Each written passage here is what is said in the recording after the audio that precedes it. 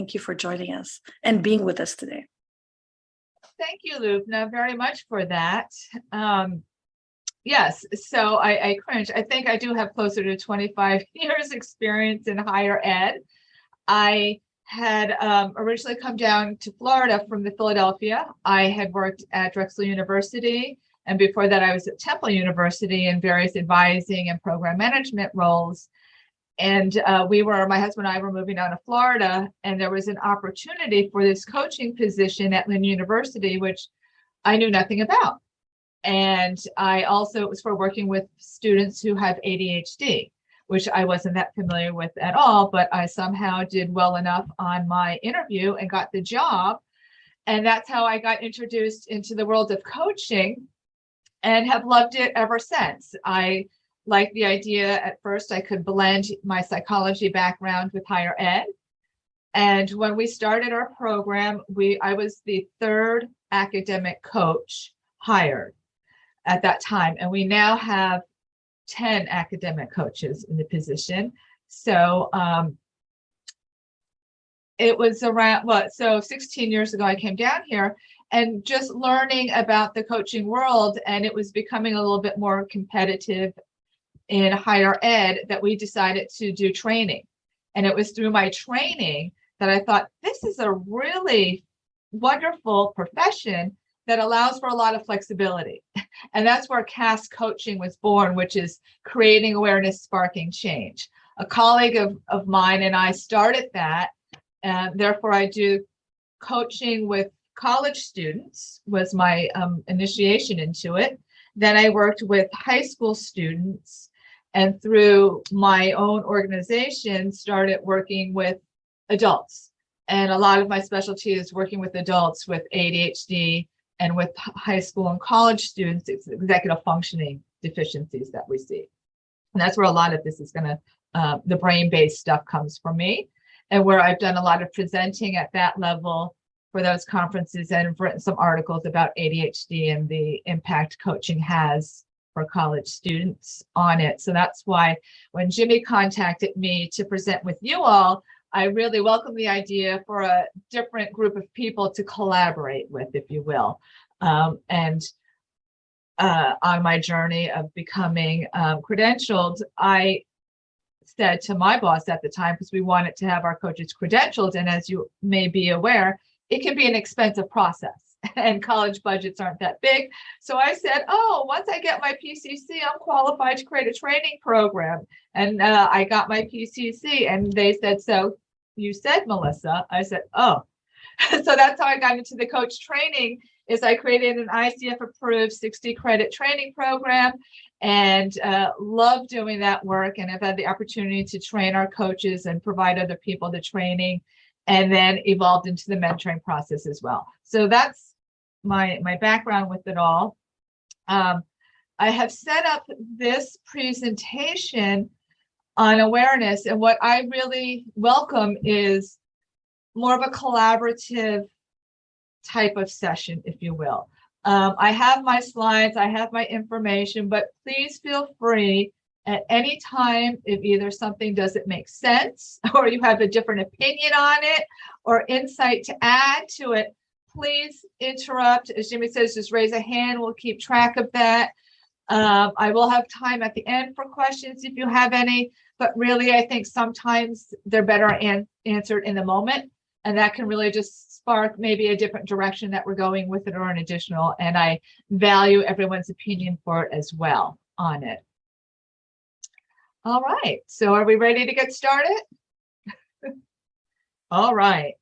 So let me share my screen. I think I've got it.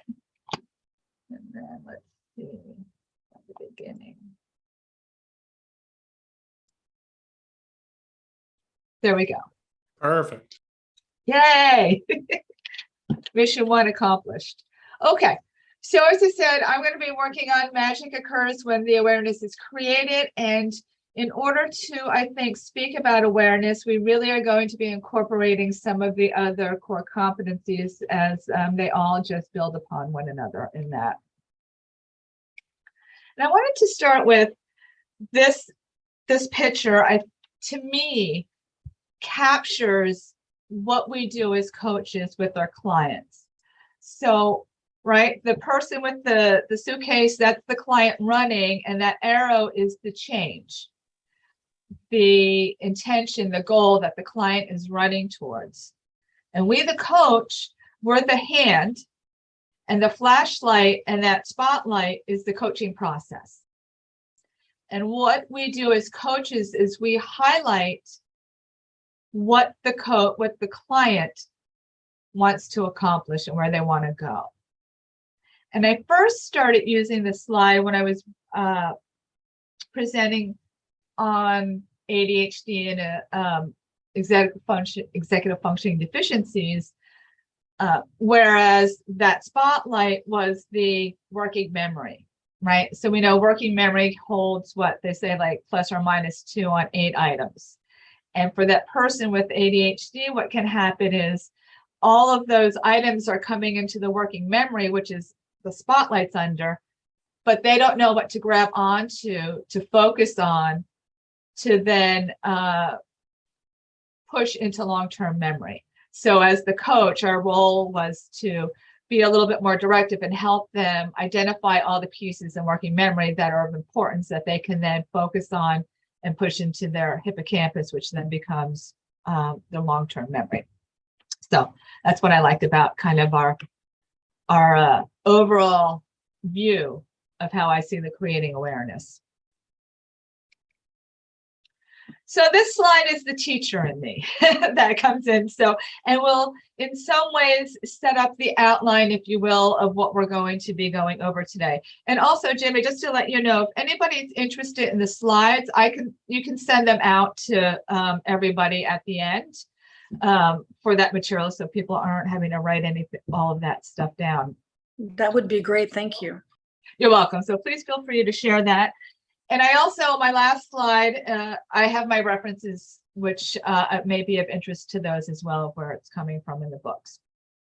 Okay, so how the ICF defines evoking awareness is facilitates client insight and learning by using tools and techniques such as powerful coaching, silence, metaphor, and analogy.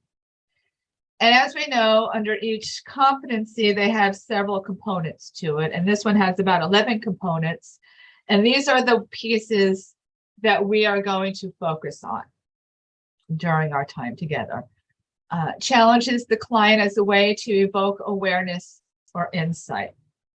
And I want to pause and ask a question here because I think it's interesting. I find words that we use today are really on a continuum in some way on a spectrum of what they mean. So when you hear the word challenges, what comes to mind? How do we challenge? Feel free to use the chat or come off mute if you want to. That's fine. Because oftentimes people can hear the word challenge and it can be really a negative connotation to it. Yeah, Michael says roadblocks or walls. Mm-hmm. Susan says ask questions. Yeah. How the ICF, they're using it, my interpretation is on a softer usage of the word challenge, right? When we're getting into challenging our clients, it's not from a place of doing wrong or who's right. It's more of a way of helping them shift their perspective to another way of seeing something, right? I mean, that's why they're hiring us, is to help us, for us to help them, unlock what they already have inside, but help, if what they were doing was helping them get where they wanted to be, they wouldn't need our help, right? So we're kind of there to help them think or look outside the box and find new and different ways of reaching towards their goals. And that's where that next piece is, we're asking questions about the client, such as their way of thinking, values, needs, wants, and beliefs. So really coming from a place of curiosity and an inquiry with our clients. Questions that help them explore beyond current thinking. So when a client has an aha moment with you, that's fantastic, but where is that going? How does that change their perspective? When they have an aha moment, asking, so how does this impact your agenda, right?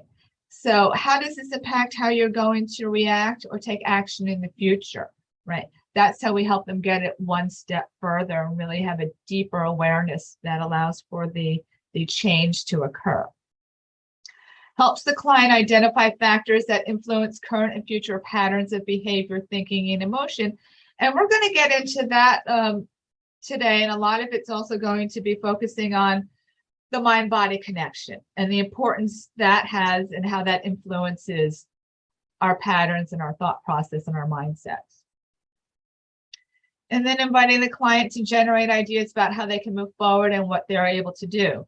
So as I was saying, each core competency really builds upon the next. And that last piece helps us bridge the gap and move towards facilitating client growth. Right. So the awareness is great, but what are we doing with it? And how are we helping them turn that into a sustainable change? With that. But before we can get there, we want to create the mindset, not in ourselves, not only in ourselves, but also with our clients. We want them to be in the right frame of mind to be able to do the work, because coaching, right, what we're asking clients to do is look at things in new ways, take a risk. That's where part of the challenge can be, trying something new, trying something different. And that can be scary for some people. That can be hard. So we want to create a place of trust instead of distrust within our clients. And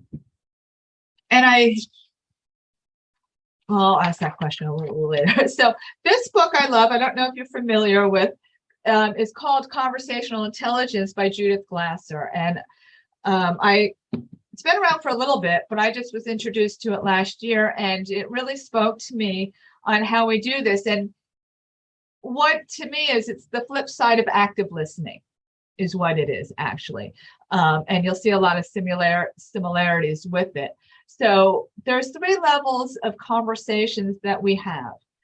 And the most common is level 1. And that is where we are just having a conversation with someone to share information about ourselves. We really aren't interested in the other person. And that goes with that active listening. Are we listening to hear what connects to us so I can share information about me, about the story you're telling?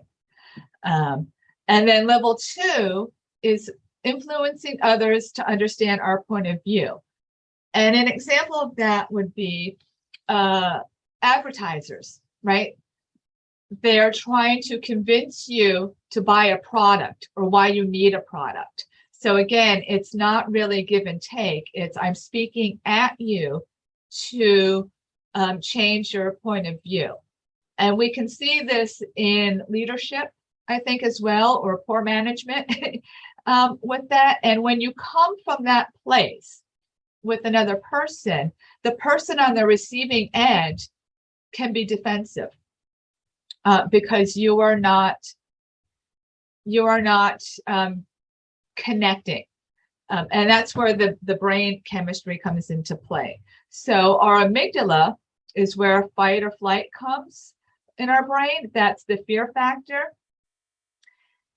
And working with adolescents, right? So as an adolescent, that's the one of the most defined part of their brain.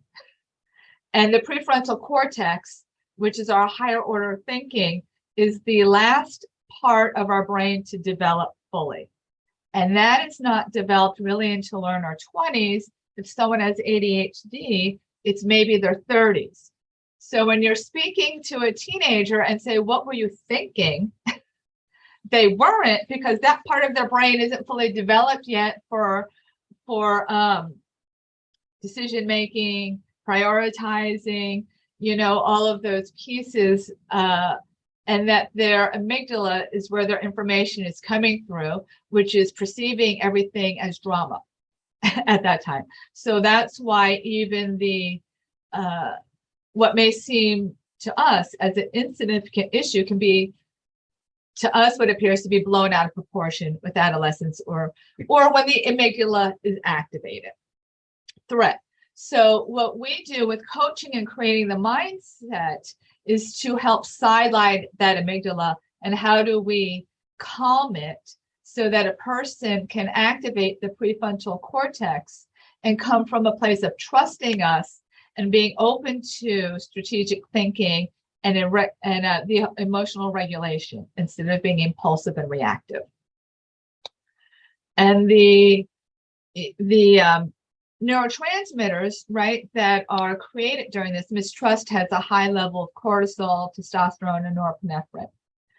And we create trust by allowing the dopamine, oxytocin, and serotonin to be activated. And what was interesting is the oxytocin is from the heart. And that's like a love neurotransmitter and embracing. Serotonin is mostly in our gut, which I found interesting with that. And why they say SRIs sometimes have a lot of digestive issues, because that's in the gut issue with it. So for example, what we want to do is get to level 3, obviously, right? And that's where we are transforming reality together. It's a partnership. Coaching is about a partnership. I was actually in a meeting yesterday where I was able to see myself at level 1, 2, and 3 before I got to the meeting and what that was like. So I had a meeting with another department, and Kevin, if you're still on this, I will deny it to anybody because we work at the same university.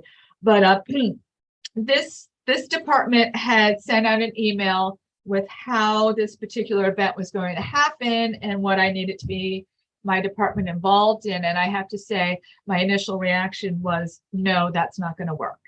And I need to tell her, like I was going to share, which I did in the email, the no and the why the no without. So I was setting her up to already be defensive with me. And then I remembered, I said, oh my gosh, Melissa, you have this whole skill set that you teach, you talk about, you're using your coaching. Let's use it. And come from a place of, I understand where we were both working towards the same outcome of improving efficiency and quality of support. And it was just a matter of helping this person understand where my concerns were, but yet open to hearing what her solutions, how could we partner together to work on it? And we did, and it was a very wonderful conversation with it. But think about it. For me, working with students, college students who have a diagnosis of learning differences, their high school careers can typically be described as challenging and troubling.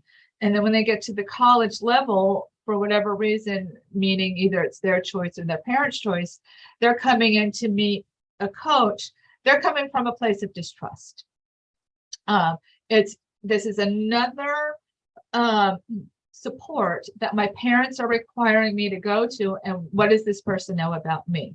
So how can I, through partnering with them and getting to know them, reduce that distrust part of their brain and help them become more open to the process? And I wonder where I could see this also happening is in executive coaching, particularly if it's in-house and you as a coach are brought in to help a management team. Either a team is falling apart and you're brought in to do teamwork, and or if you're brought in to increase productivity, or if you're brought in, right? So maybe the client didn't have a choice in participating in the coaching process based on their job requirement. So they're going to come in most likely defensive and apprehensive. And when you have that, you're already starting at a negative place to where you can't even get to creating the awareness, because that roadblock is up. So what we're doing is activating, right? So based on our level of communication, our active listening skill set, listening to hear the nuances in their voice, listening to hearing what's said, not said, right? Listening, visualizing, seeing body, the body language, and sharing our observations from a non-judgmental place can help override the amygdala to create a trust with our clients.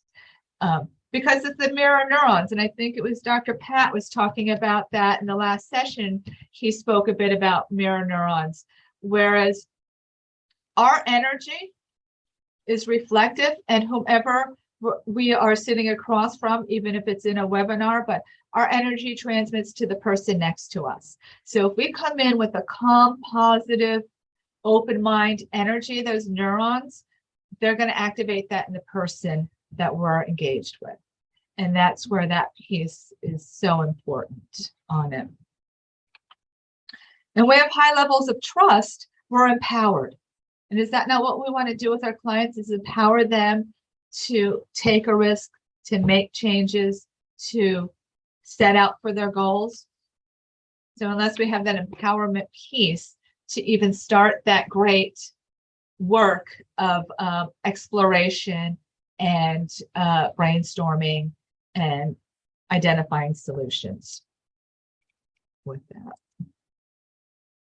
So, right, so what we want to do in the beginning, and this can either happen in the initial meeting you have with your clients before the coaching begins to help them.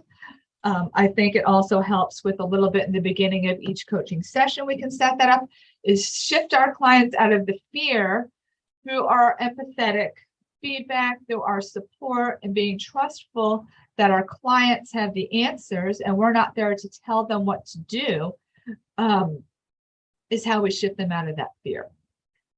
The other, besides the empowerment, the other positive that comes out of that is that composure is regained.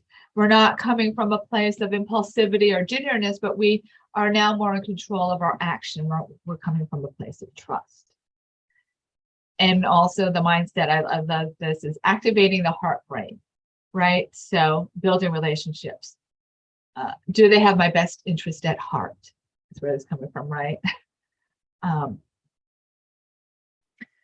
It's why I like to start off each coaching session with my client identifying their accomplishments. Working with students or with anybody, sometimes they're taken back by that.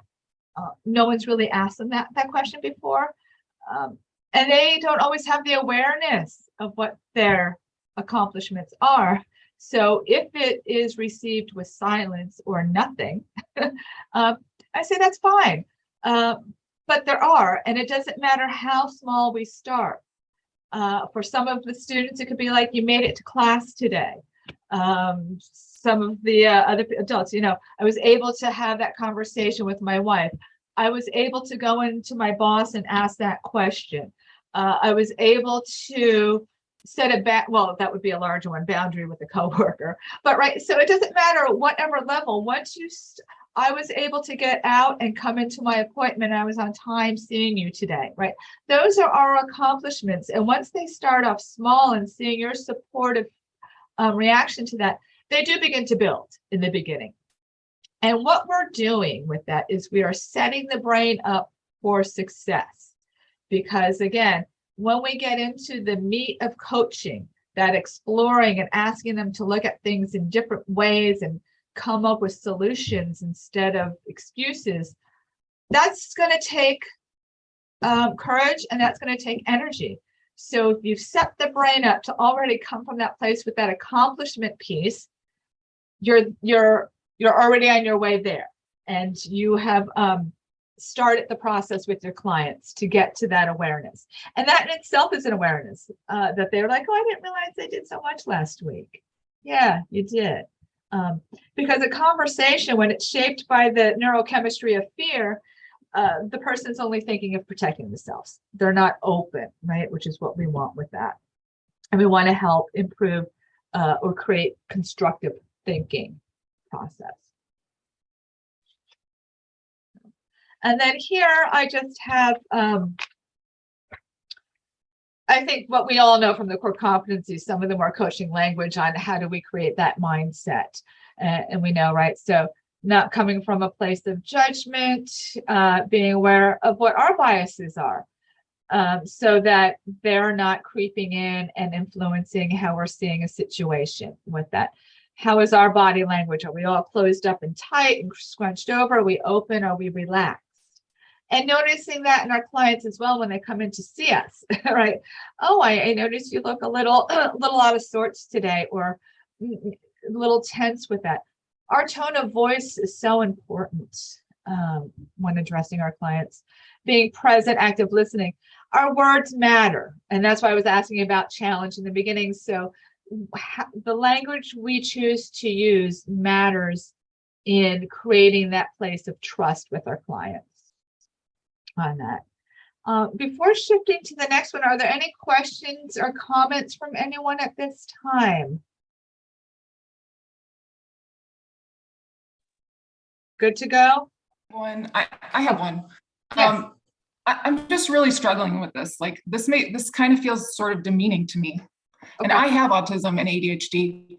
And when people do this to me, I just feel like screaming because my IQ is really, really high. And I don't feel like you're treating me like an adult. I feel like you're treating me like a child. I'm sorry. I apologize for that. Could you please share more with me so I can understand better? Okay, so yeah. So we think differently. I mean, Yeah. we know now that the information says that we are different. Mhm. I'm actually writing up a theory on this, literally, and it is that we have, the thinking fast and slow. Autism, people generally think very slow when they're in system 2. And I realized that I never think slow. Like my brain's always going because I'm always in system 1. Right. So basically the whole foundation of our thinking and our being and our intelligence is wrong. We are system 1. We live in system 1. I have intuition out the yin yang because I have patterns. I can tell the future, but my patterns are good enough. Yeah. Right. That's our gift because we have patterns. Yeah. But we don't teach in patterns in school. We teach in random information. So we're constantly trying to find a pattern. And so we're constantly behind because it's taught in a way that we don't learn. It's taught in system 2. We live in system 1. Yeah. The only way I'm getting into system 2 is if I get into flow. And if I'm in flow, it's because I like the topic and I have engagement. Yes. And so I just like, you're talking to them like they're children, but they're actually brilliant people who are struggling because the system's working against them. So I'm sorry, I'm a little confused. Are you saying that now, or are you talking about the educational system, or I just want a little bit more clarity, Lillian, if I may, please. I'm talking about everything. I'm talking about like the kids who even get into college with ADHD and autism are at the top. They're like in 1 or 2% of your top. I mean, literally, I have pulled my kids out of school because they were telling me my children were stupid when they were scoring into 18th grade at 8 on math or another thing. Right. So they're not stupid. And when you kind of come at them with all of these simple things, you're missing the whole point of their intelligence is so high, they don't fit. They're outliers. No, I agree with that. And I'm wondering, so please correct me if I'm wrong, what I have found working with students with ADHD, one of the struggles is because of the intelligence, right? There can be a level of boredom if they're not taught to that, right? That may be perceived one way, but that's not the actuality of it. Or that there's like you said, a different way of thinking, right? So therefore, it's about how can we get creative so that you can express in a way that allows the information to come out. But right, test taking is not always the best method. So it's not a reflection of your intelligence. Test taking can often be a reflection of other issues, but not the intelligence of a person. Yes, but my point is that you're having us go, like the way that you're presenting these things to people.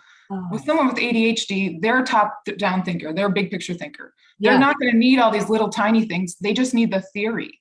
So if you really want to help them, give them the theory.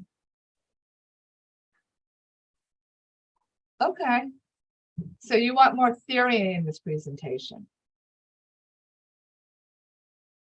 No, I'm saying you're talking about in this presentation like how we should address and go over differences. And I'm actually saying that the differences are way less than we think, and we're breaking it down. And actually what we need to do is say, what is getting in your way? How are you hurting? let's figure out a way, knowing that they're top-down thinkers, they're incredibly brilliant, and if they figure out a way to make it so they like it, they'll be successful. And that's it. Like, we live in intrinsic land. We have to have intrinsic motivation. We get pleasure out of learning. We get pleasure out of being there. So what we need to do is figure out that. But none of this is doing that. None of this is getting to the heart of our issue, which is everything's set up against us. Well, I may have provided some confusion. I've used some examples with the ADHD piece, but this is not geared specifically or for ADHD. It was just some of my past examples on where it's worked for me, but this is meant to be more of a generalized information piece on it. So I think what you've added is very helpful for all that.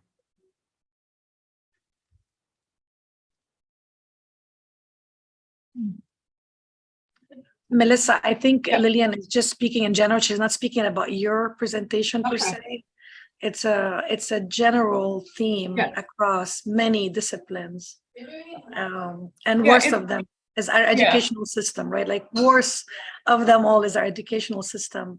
So I don't think it's meant about this specific presentation. It's meant as a really substantial issue that we have in the community of thought, where the comparison is just so small compared to what the issue is, right? So Lillian, I look forward to hearing your phenomena and hopefully a new model of thinking to help everyone else. I don't think it's directed, Melissa, at this specific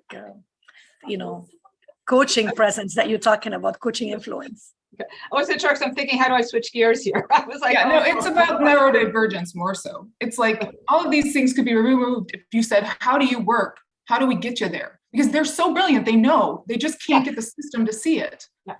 And so all of these things that's just feels like not the right direction.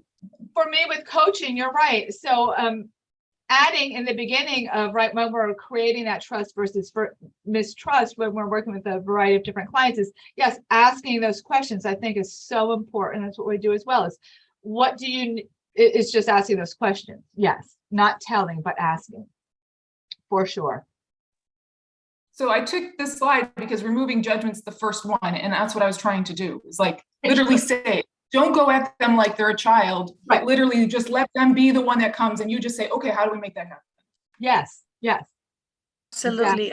Melissa, I think we have Shakti wants to say something. Yes. I actually had a question in relation to, I guess, also what Lillian brought up. I would imagine that I kind of took your presentation so far to be geared from a general perspective, and Yes. it may not work for everybody. It may work for some people. I was curious what, and maybe this question is partially also to Lillian, so I have a better understanding of what in specifically that was presented so far in terms of how you kind of start that connection, because that's what I've heard you talk about so far, is how do you create that connecting base for a productive coach-client relationship that would be counterproductive in somebody who's neurodivergent or, and Lillian, I apologize, I'm probably not using the correct terminology, but was there something that was specifically adverse in that process, or? So the very, very difference between us and like what the system wants us to do is that we move through our emotions. Like, I bring up my patterns with my emotion. Everything for me is emotional or nothing. So my intelligence is literally through my feeling. I can bring up huge patterns of information by feeling strongly.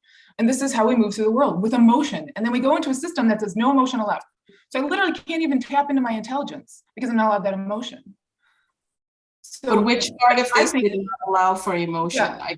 I'm not connecting with, I think emotion is a big part of how I connect with coaching and with my clients. It's almost like number one. It's the first thing. I know, that's exactly why I went into coaching, is that literally this is how I learn. This is how we learn as a species, right? And Yes. And I have, like, there's so much data coming out more and more every day. Oh, we store our memories with feeling. We pull them back up with feeling. We have huge patterns and they're all connected to a feeling. And so we're going through this stuff, and it's like, really it is about that emotional tone set. But at the very moment, I'm still feeling like it's a demeaning thing if I'm an ADHD kid sitting there hearing this. Like literally, that person in the chair ought to be driving it, not the coach. Yeah. Yes, that's exactly it. You're absolutely right. I'm sorry to interrupt there, but that is the point of coaching. You're right, is that the person on the other side is the driver and not the coach at all. Yes. And I imagine when you coach somebody with ADHD or any other condition that should be known, should be, is that somebody is aware of, you as a coach should take into account what works for that person and be open to that, right? That's part of this this initial process, I would imagine. Melissa, is that? Yes. Is that, okay. And that's what, if you've seen the new core competencies, which really aren't too new anymore, but there's a whole one on just mindset. And the intention behind that is for that piece is for how do we come from a place of getting to know that other person and connecting at, yes, an emotional level on both ends. And emotional intelligence is such a big piece of all of that, and where we come from that. And a lot of that is is we start in the beginning. That's why first conversations with clients, however you do it, whether it be people call it a consultation, the first phone call that you take from somebody, you want to start utilizing all of those skill sets with that person so that it's then the foundation moving forward. This is great. I love robust conversation with this. So if that's okay, so if there's nothing else on that, I'm just going to move us along a little bit. And I'm just wondering if the rest of the presentation may speak a little bit more of what Lillian's been what she's very clearly stated for us, if there may be some more areas for that to connect. So here's a slide that, as we get into powerful questioning, that's our next piece on how can we help evoke awareness. And the longer you talk after asking a question, the weaker it becomes. What does that mean to people? What comes to mind when you hear that as a coach? Where have you maybe found, I know I find myself falling into that. I love this, and it reminds me of 2 years ago, I was in a peer coaching supervision type of session. And, they told me that my trend was to explain my question, that I did it consistently, and the recording showed it. So it was incredible to know that just ask and shut up. Yeah, me too. Right. We tend to, and I think it's human nature. So not everyone, but there can be a tendency to want to qualify your question. And that comes through explanation, or what can happen is when I'm a verbal processor, which may be coming across in this presentation. And so what that means is I can ask a question and then I'm verbally processing it. So I might shoot out 3 more questions, getting to my final question, rapid fire. So what's happened? The client's on that first question still, and you've got and you've asked 3 others. And so it's just mumbo jumbo at that time because there's been no opportunity to process the question. And this is where silence is okay. And with my experience has been with training some coaches is silence has been the hardest part to accept, because we have been programmed that silence is a lull and that we are should have all the answers, even though that's not coaching. But I think a lot of us, when we come in, for me anyway, from a field of wanting to help and fixer and, oh my gosh, they're paying me all this money. They're not paying me to sit here and do nothing and be quiet. It's this, concept that sometimes we can struggle with. But the power of the shorter, the question we allow from 12:30 to 2 and then 5:30 to 7. I'm on the phone on the Zoom. You're on mute, Lubna. No, I had to mute somebody else. We're good now. Okay. There are two people that actually shared comments. Iris says, when we keep talking, it distracts the clients from their own feelings and thought processes. And Danielle, allowing a person to interpret the question will allow us amazing insight. Let them interpret the question. I love that. Yeah, the client will typically let us know if they didn't understand the question, or if it doesn't make sense, or if you're present, you will see it in their face or hear it, right? So if I've asked a question, and if there's right, you'll internally understand your intuition when it becomes an uncomfortable span of silence, and then I will then respond asking if there was depending on the client, how well we know each other, the nature of the work we've done together, my follow-up could be, did my question make sense? Do you have questions? It seems like this is a difficult question for you to answer, right? There's a lot of different directions you can go with it as a follow-up if you are getting radio silence with it. I wanted to take some time now to do some breakout work. I'm not sure if our number's right. Okay, I see it. So I think if we pair up into break rooms, I would like to, I invite you to engage in this exercise. So I want you to think of the past week or the past month, whatever is easiest for you. But I would like you to describe your week or month using just one word. So you're going to role play. One person is going to be the client and one person is going to be the coach. And the client is going to describe their week or their month using one word. And then I'm asking the other person, your partner, to inquire about that word and to find out, coming from a place of curiosity, and find out more information about that word. And I think 10 minutes, so maybe 5 and 5, and you can reverse and take turns with that. So. There we go. I'm just trying to get the room set up. Thank you. I think 10 minutes. And all right, let me go ahead and does everybody understand what to do? Yes? Yes. Awesome. Okay, so I'm going to give you 10 minutes and we'll make sure there's 2 in a room and we'll figure it out from there if there's anybody left over.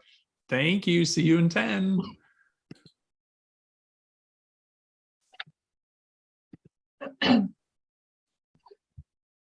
Thinking of my word really, really was very interesting. It helped me put a whole week into one word. And I liked that. I really liked that a lot. But then asking Natalie what her word was and what it meant to her and why she selected that word,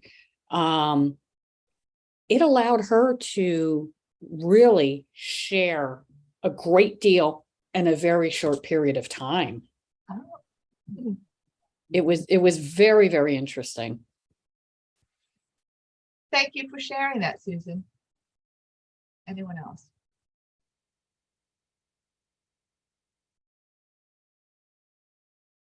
Anyone struggle with how to ask questions around one word, or no?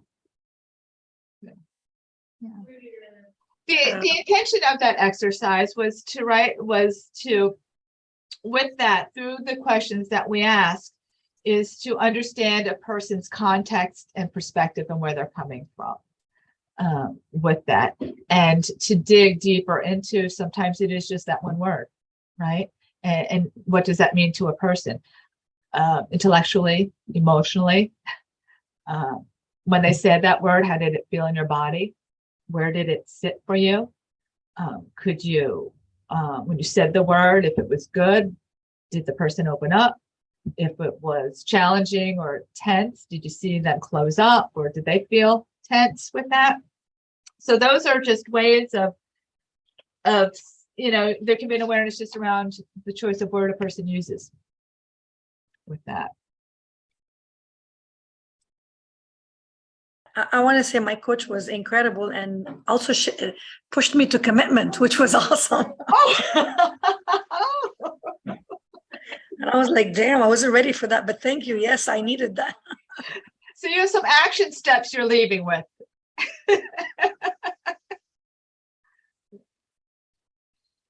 Okay. So outside of that other area, getting into what is the mind-body connection? Because to me, I think that is such a valuable area to explore and to understand with our clients. And maybe it isn't always identified or explored with somebody with that.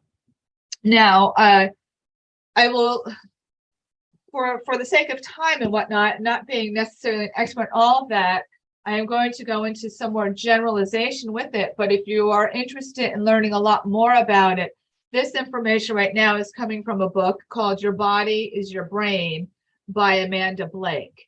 And I just loved it. It gets into obviously greater detail in different areas of this. And I have that information on the slide as well for you. But how we are designed really, right, is we are designed evolutionary, right, to be able to pick up any changes that are unpredictable, right? So our environments and whatnot tend to be somewhat predictable, and for survival, we need to spot a change quickly and how to do that. And those are maybe easier to identify with that, but also our body is a lens of perception, meaning out of our outside world, we interpret that differently. And what is our perception? And not only are we interpreting it mentally, but physically we interpret our surroundings as well, and can be a guide for what's happening.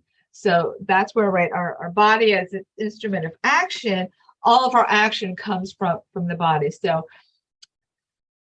for example, we have interoception, which is external. So if you hear a loud noise, you jump, right? If it's startling, if it's not expected.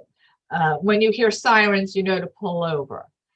What are we seeing, right? So if you see smoke or fire, go the other direction. When we smell gas, leave the area, right? So these are all things, right? Tasting something sour, not to eat it, touching a hot stove. So those nerves are much larger because those are for survival. It's the interoception, internal, which is much smaller, but can have a very significant impact on us as well. And those areas can be the heart, our heart rate. We know that if we have a fast beating heart, it may be a signal that we're feeling anxious or that we're excited, right? Those feelings are the same, in us.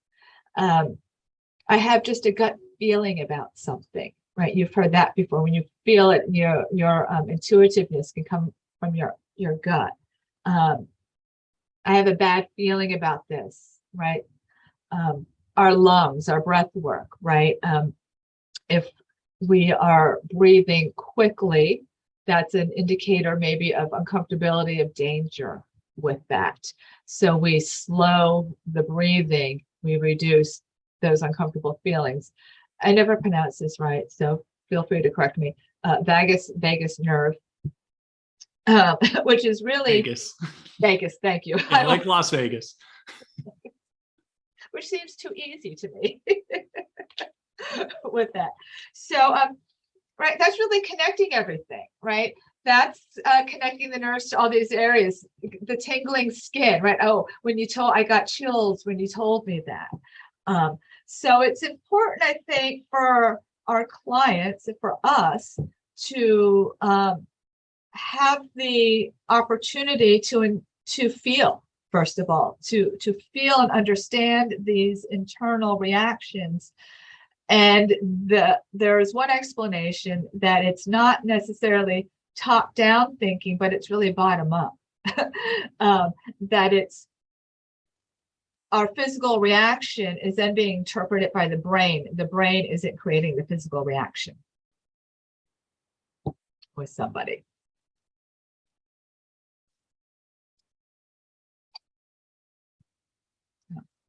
And that the concept of embodied self-awareness. So awareness of what is impacting our mindsets, what is impacting the decisions we make, what is impacting our reactions can be very internal.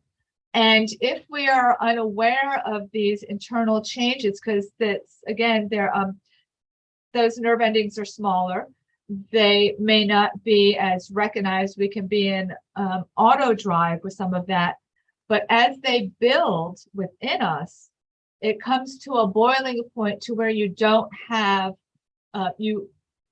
you have an impulsive reaction instead of control over your actions.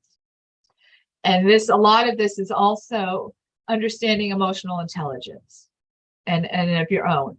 So for example, when we know why we are physically reacting some way, it allows us the opportunity to even take a pause so that we can have the control over how we want to interpret it or what we want our reaction to be. An example I have here is like how anger management, right? How that works is if I know what my triggers are, I can then put strategies in place to where if I am triggered, I go from a place of action and not reaction. And that was a piece with asking that question of your client, right? When we did the breakout rooms could be, a question would be, when you say that word, where do you feel it in your body? What is that bringing up for you? That can be an interesting awareness that helps our clients find different ways of gaining control where maybe they felt they didn't have any, or didn't realize that these emotions or these internal feelings were driving them in such a way on that. When we are able to identify it at a smaller place before it builds up, we get more compassion and courage to move forward. And that gets back into that piece of taking action. Where am I facilitating action? Where am I going to find the courage to do that? And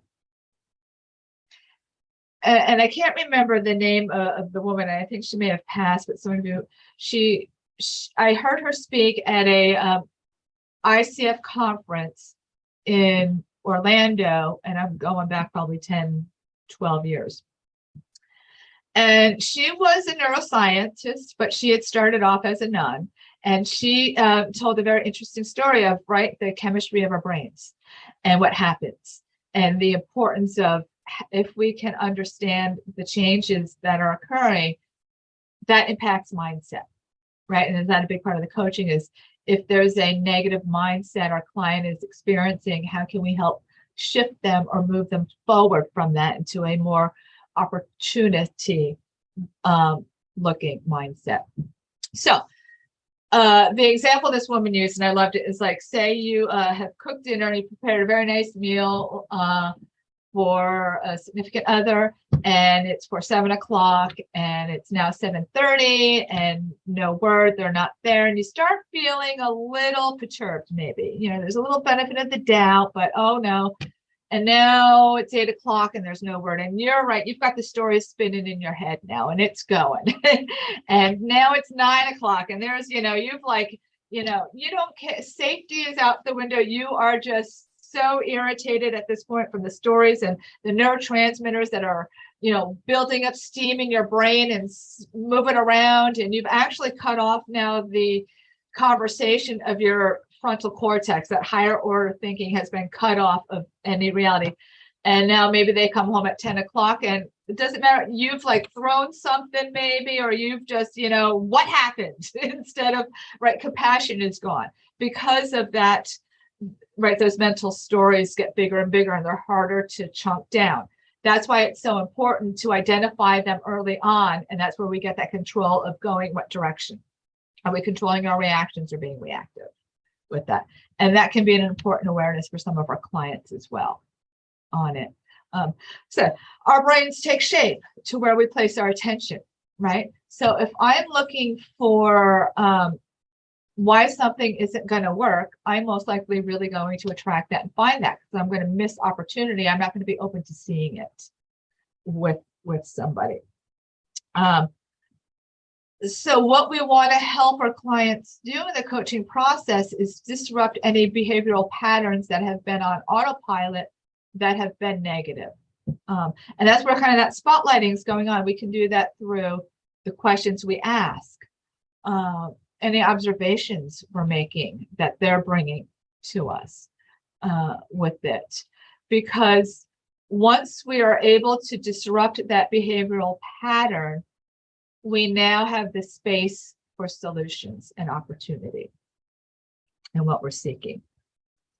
An example I have for me is at the university, we have Parents Weekend. And with our students at Parents Weekend, it's a wonderful opportunity to meet the parents, and they get to meet who their coach is, whatnot. But it's also typically a halfway marker on academic progress. So our experience has been typically, but not always, but the parents who want to see us are not always the happiest, right? So they have some issues and concerns. And so we're on high alert. And that's been, because it's been some of our experience, but not all. And like Lily said, emotion, right? Our memories and our learning is emotion. And that's a higher emotion that we have held on to. So when Parents Weekend comes around, we're on pins and needles, like, oh my God, what's going to happen? Instead of a welcoming and shifting that. So how do we change our mindset to be more welcoming? It's remembering, well, no, we really do get a lot of people who just want to say thank you, and remembering that piece. In my role, I do get a lot of phone calls from concerned parents. And I could either go level 2 conversation, and when I do, it never works out well. If I am in a mindset of on the defense and not empathetic, I come across that way, and the person on the other side continues in their defensive manner, and it's not a positive outcome. But if I can take my step back, recognize what's happening, do either mindfulness, my breathing, clearing my head, and just understanding and empathy, regardless, it's a much more productive conversation with people. So those are the extremes of it, but right. So those are just ways of, it's just so important. So when you have, like, example, a client who maybe is having issues, they feel like they're never heard, right? Maybe their boss never hears them. And if they're going in with that mindset, that message, that's most likely going to influence their body language when they go in to speak to their boss. It may influence what they ask or don't ask, right? As opposed to changing the script in their head to change the reaction and the outcome. And I know we have 10 minutes. So, and this is just what I've been talking about. Coaching has the ability to change the connections in our brain. Those are the mental maps. And that's the third book that I have, Coaching with the Brain in Mind. So through repetition, through highlighting and repetition, we can help our clients change some of those connections in their brains to the new habits they want to create. And then it becomes automatic, which is key with that. And that's where the priming comes into place. So we want to prime our clients, if you will, to come into a coaching session with the expectation of finding solutions and not excuses, and set them up to have a positive coaching experience with us, right? So that's the part where we are able to set the space for that by following their lead. So it's a client hardwiring an expectation that I'm going to have an aha moment when I come to that coaching session. I'm going to get a positive solution there. I'm going to find a way to get together. And that's what we mean by neurons that fire together, stay together. If you are keeping the positive and solution focused ones together, that's going to create, and what happens is you create that that connection in the brain that goes all the way down into the hippocampus, which is long-term memory, and down into the brain stem, where our automatic behavior occurs with people. That's why they say coaching is not an overnight process. Typically, what takes time is that time to allow for also the trial and error of what these solutions are going to look like for our clients. And that's where they, right? We all know that suggestions may be welcome if the brain is set up for that, if they're open to it. But if I'm ever offering a suggestion, I first ask if they're open to it. And then the next piece is, please, I'm not committed to it. My suggestion may have good and bad to it. So please feel free to take it. And what are your modifications for it? Sometimes that just, the suggestion is just meant to start the brainstorming with people. Right. And so again, right. So what is the outcome that we're looking for? The sustainable change, right? So that our clients are finding change, they're finding solutions that for them is becoming a way of life for them. And I know we really have time, but one of the best way I like of doing that, I was going to ask is metaphors, right? So how can we increase awareness? Metaphors can be very powerful. For example, when I was working with a client, she was experiencing a lot of anxiety around a move.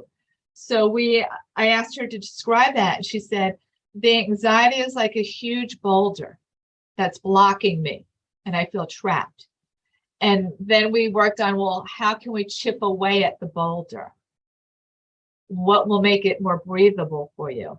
And through that, her action steps were just smaller because it was just chipping away. It wasn't an all or nothing.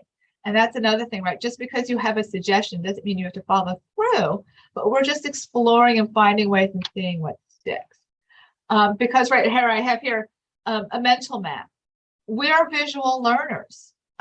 We visually take in more than verbally. So right often when someone's talking to you, your response might be, yeah, I see what you're saying with that. And that what that metaphor allows for that picture. Humor is excellent to use because we like to make connections on things that aren't obvious. And that's where the humor comes into place, taking two things and making a connection where we didn't see it. So through our observations, we can support new connections with our clients that can lead them to new choices. And then, oh, I didn't add it.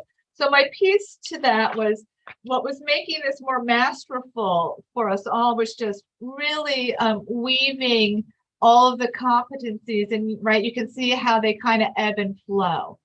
And that there's a dancing in the moment when we're with somebody on all of that.